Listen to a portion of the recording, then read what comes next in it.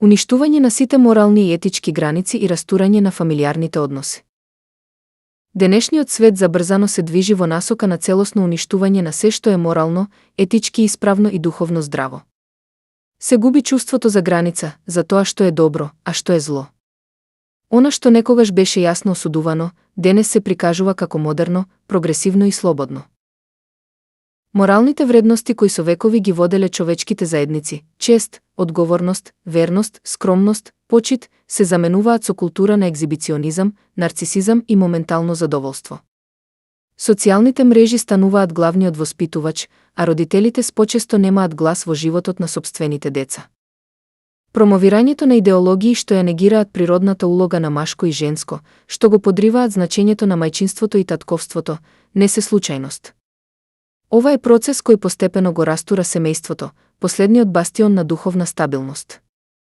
Децата растат збунети, без јасна слика за својата улога, идентитет или иднина. Во училиштата се туркаат агенди кои наводно промовираат толеранција, но всушност го бришат секое трагање по објективна вистина. Родителите се почесто се маргинализирани, третирани како пречка, наместо како столб на воспитувањето.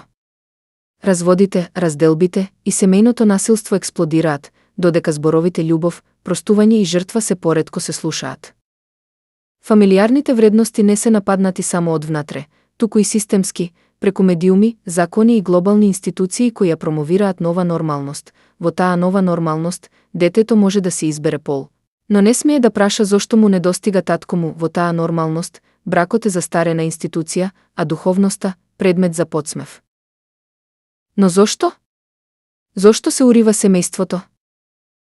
Бидејќи уништеното семејство значи ранливи поединци, а ранливите поединци се лесни за манипулација. Кога човек ќе изгуби корен, тој станува слуга на системот. Без вредности, луѓето стануваат само бројки, без визија, без отпор, без надеж.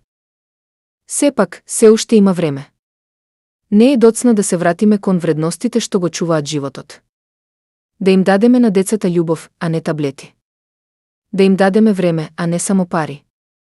Да изградиме домакинства каде се зборува, се прегрнува и се простува.